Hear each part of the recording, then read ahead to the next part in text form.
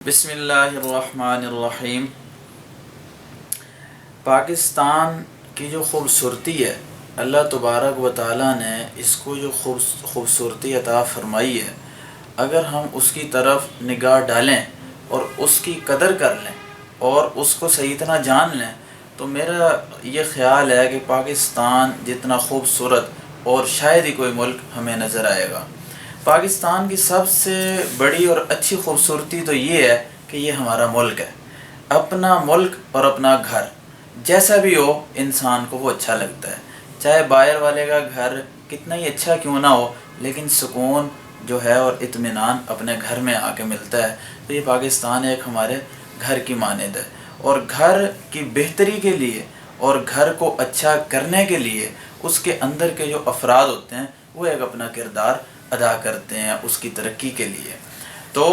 ہم اگر یہ جان لیں اور اس کی قدر کر لیں اور اس کے اندر رہتے ہوئے اللہ تبارک و تعالیٰ کا شکر ادا کریں اور صبر سے کام لیں تو انشاءاللہ ایک وقت ایسا آئے گا کہ ہم پاکستان کو خوبصورت بھی دیکھیں گے اور پاکستان کو بڑھتا چڑھتا بھی دیکھیں گے، اور اس کے اندر انشاءاللہ ایک وقت آئے گا کہ ایسی ترقیاں ہوں گی کہ لوگ باہر سے پاکستان کی طرف مائل ہوں گے اور ادھر انشاءاللہ وہ اپنا روزگار تلاش کرنے آئیں گے، جیسے آج پاکستان کے بچے بچیاں باہر کی طرف رخ کرتے ہیں۔ انشاءاللہ اللہ تعالیٰ کے فضل و کرم سے جب ہم اللہ تعالیٰ کی مدد کو ساتھ لیتے ہوئے کام اکٹھے مل کر کریں گے تو پھر باہر کے لوگ انشاءاللہ پاکستان کی طرف مائل ہوں گے۔ اور پاکستان کے اندر الحمدللہ آج کل جس ترقی کی طرف جا رہا ہے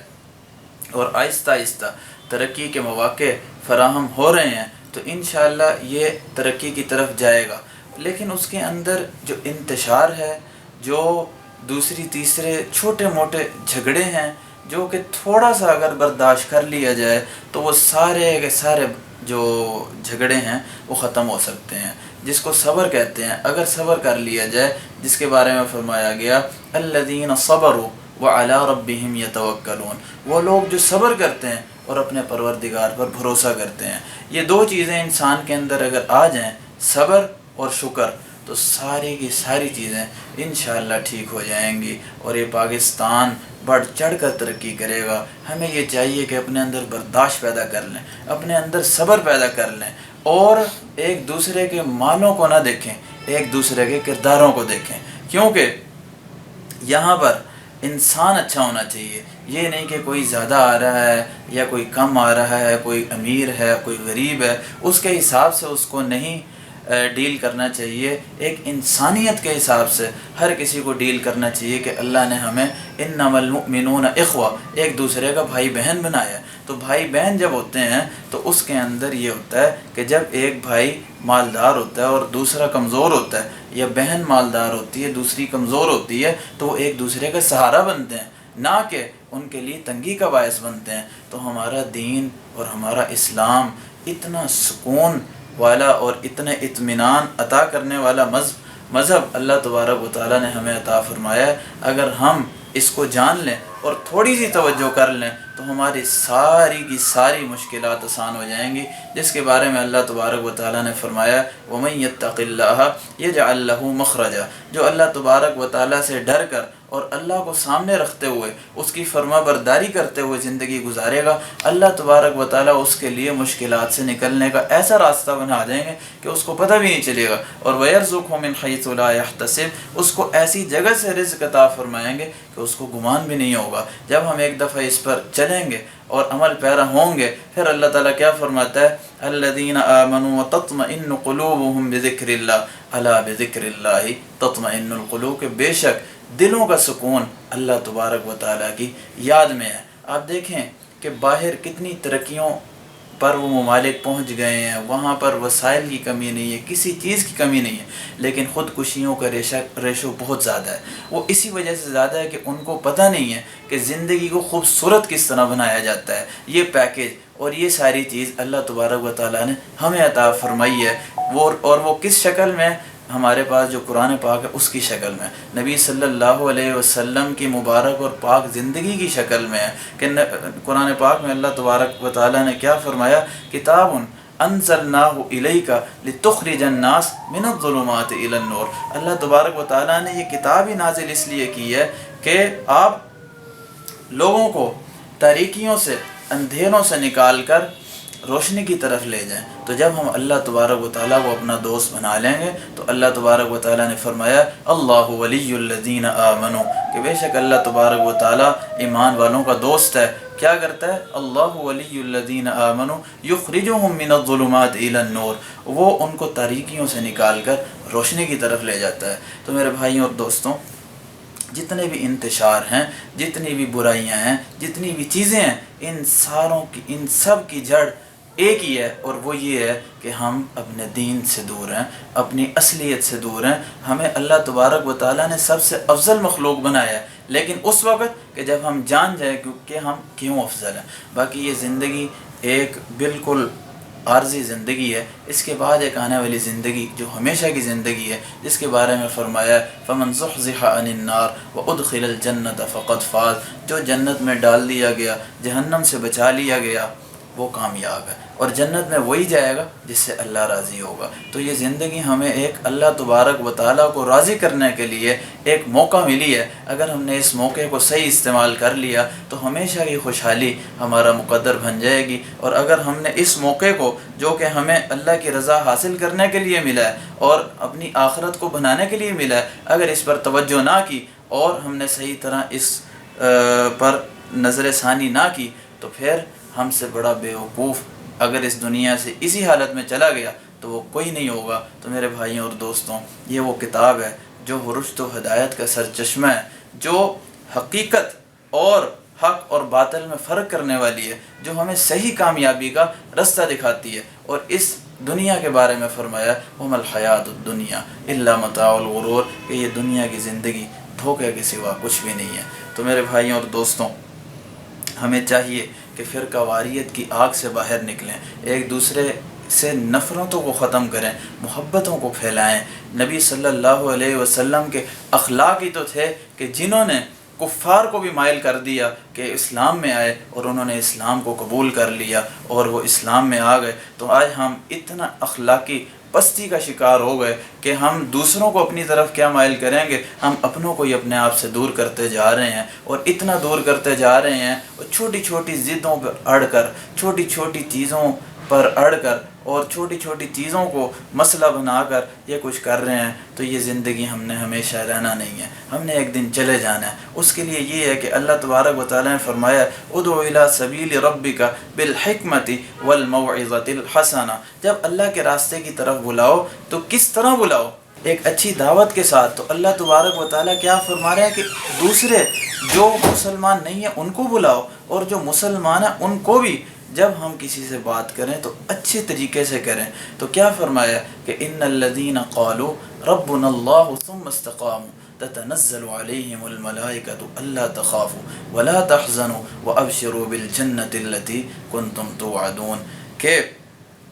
بے شک جو لوگ ایمان لے آتے ہیں اللہ پر اور اس پر ثابت قدم ہو جاتے ہیں، اللہ تعالیٰ ان پر فرشتوں کو نازل کرتا ہے، اور وہ کیا کہتے ہوئے اترتے ہیں کہ آپ خوف نہ کریں، آپ غم نہ کریں، اور جنت کی بشارت دیتے ہیں۔ اور آگے کیا فرمایا نحن اولیاؤکم فی الحیات الدنیا، ہم ان کے دوست دنیا میں بھی ہیں، والآخرہ، اور آخرت میں بھی ہیں، وَلَكُمْ فِيهَا مَا تَشْتَهِي أَنفُسُكُمْ وَلَكُمْ فِيهَا مَا تَدَّعُونَ نُزُلًا مِّن غَفُورٍ رَحِيمٍ، اور ان کو ایسی جنت میں داخل کریں گے جہاں وہ جو مرضی کچھ چاہیں گے ان کو ملے گا، اور یہ کیا ہوگا؟ معاف کرنے والے کی طرف سے ان کے لیے مہمانی ہوگی۔ تو میرے بھائیوں اور دوستوں، اس زندگی کے لیے ہم تیاری کریں، چھوٹی چھوٹی نفرتوں کو ختم کریں، پیار کو بڑھائیں، پیار کو بانٹیں، اپنے سے چھوٹے پر شفقت کریں، بڑے کی عزت کریں، اور کوئی کمزور ہے تو اس کی کمزوری میں اس کی طاقت بننے کا ہم ذریعہ بن جائیں، اور فرقہ واریت کی آگ کو ختم کریں۔ ہمارا نام اللہ تبارک و تعالیٰ نے مسلمان رکھا ہے،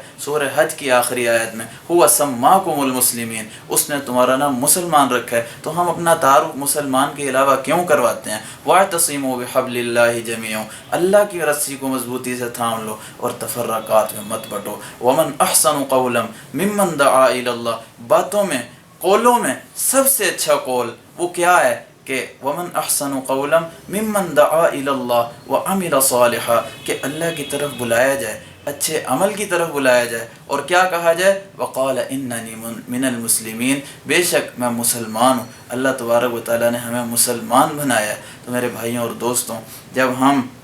قرآن پر عمل پیرا ہو جائیں گے، جب ہماری زندگیوں میں قرآن پاک آ جائے گا، اور جب ہمارے یہ سارے ممالک مل کر یہاں پر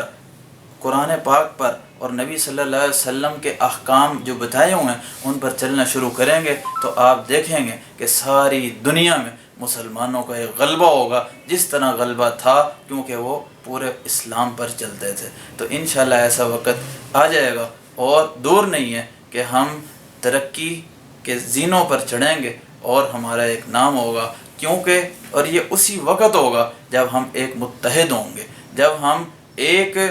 مٹھی کی مانند ہوں گے کہ جب وہ بند ہوتی ہے تو اس کے اندر ایک پوری قوت آتی ہے، تو جب وہ قوت آتی ہے تو وہ پھر ابھر کے سب کے سامنے ظاہر ہوتی ہے۔ تو میرا یہی پیغام ہے کہ نفرتوں کو ختم کیا جائے، کیونکہ وہ بہت زیادہ بڑھ چکی ہیں، اور محبتوں کو پھیلایا جائے، اور ایک دوسرے میں صبر اور شکر پیدا کرنا چاہیے، کیونکہ جب صبر اور شکر آ جاتا ہے تو اللہ تعالیٰ کیا فرماتے ہیں، لَإِن شَكَرْتُمْ لَأَزِيدَنَّكُمْ، جب میرا انسان، میرا بنایا ہوا بندہ میری دی ہوئی چیز پر شکر کر لیتا ہے تو پھر میں اس کے رزق میں اضافہ کر دیتا ہوں۔ تو میں آخری بات یہی کروں گا کہ یہ زندگی ہمیں اللہ تبارک و تعالیٰ کی طرف سے اپنی آخرت سنوارنے کے لیے ایک موقع ملی ہے کہ ہم اس زندگی میں ایک دوسرے سے پیسوں میں دوڑ نہ لگائیں آگے نکلنے کی، ایک دوسرے سے مال و دولت بنانے میں دوڑ نہ لگائیں ایک دوسرے سے آگے نکلنے کے لیے، کیونکہ اللہ تبارک و تعالیٰ نے آزمائش کا جہان بنایا ہے، جس کے بارے میں فرمایا وَلَنَبْلُوَنَّكُمْ بِشَيْءٍ مِّنَ الْخَوْفِ وَالْجُوعِ وَنَقْصٍ مِّنَ الْأَمْوَالِ وَالْأَنفُسِ وَالثَّمَرَاتِ، بے شک ضرور بالضرور ہم تمہیں آزمائیں گے، کن چیزوں سے، کبھی بھوک سے، کبھی مال میں کمی کر کر، کبھی جان میں کمی کر کر، کبھی پھلوں میں کمی کر کر، لیکن کیا، وَبَشِّرِ الصَّابِرِينَ، صبر کرنے والوں کے لیے خوشخبری ہے، جو صبر کر جائے، جو اس پر اللہ کا شکر گزار ہو جائے جو کہ چیز اس کو ملی ہوئی ہے۔ اور کتنی پیاری بات فرما دی کہ اگر کوئی چاہتا ہے کہ اللہ اس کو یاد کرے تو وہ بھی اللہ کو یاد کرے کہ فَاذْكُرُونِي أَذْكُرْكُمْ وَاشْكُرُوا لِي وَلَا تَكْفُرُونَ، کہ تم مجھے یاد کیا کرو، میں تمہیں یاد کروں گا، شکر کرتے رہنا، کفر نہ کرنا۔ تو میرے بھائیوں اور دوستوں، اللہ تبارک و تعالیٰ اتنے رحیم، کریم اور غفور ذات ہے، معاف کرنے والی ذات ہے کہ اگر ہم ان کو جان لیں، اگر ہم ان کو پہچان لیں تو میرا نہیں خیال کہ کوئی بھی ٹینشن یا کوئی بھی پریشانی ہمارے دماغ میں باقی رہے گی۔ باقی یہ چھوٹی چھوٹی پریشانیاں ہیں، اس پر صبر کرنا سیکھیں، اور اللہ تبارک و تعالیٰ نے جو نعمتیں آپ کو دی ہیں اس پر شکر کرنا سیکھیں۔ باقی الہاکم التکاثر حتی زرتم المقابر، یہ آزمائش کا جہان ہے، اور اللہ تبارک و تعالیٰ فرما رہے ہیں کہ غافل کر دیا تم لوگوں کو ایک دوسرے سے آگے نکلنے کی خواہش نے، حتی زرتم المقابر، حتیٰ کہ تم قبروں میں جا پہنچے۔ تو میرے بھائیوں اور دوستوں، ہم آج سے یہ تہیہ کر لیں کہ جانے سے پہلے ہم نے اللہ کو منانا ہے، ہم نے اللہ کو پانا اپنی منزل بنانا ہے، تو انشاءاللہ یہ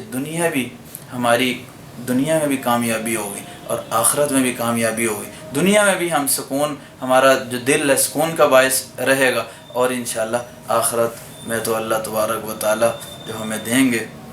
اس کے بارے میں فرمایا فَلَا تَعْلَمُ نَفْسٌ مَا أُخْفِيَ لَهُم مِّن قُرَّةِ أَعْيُن، کہ تمہیں پتہ ہی نہیں ہے کہ اللہ تبارک و تعالیٰ نے جو تمہاری آنکھوں کی ٹھنڈک کے لیے سامان تیار کر رکھا ہے وہ کیا ہے۔ تو میرے بھائیوں اور دوستوں، بس ہمارا مقصد یہ ہونا چاہیے کہ ہم اللہ کو منا لیں، اللہ کو راضی کر لیں، اور اس کے بتائے ہوئے طریقے پر اپنی زندگی کو بسر کرتے کرتے اس دنیا سے چلے جائیں۔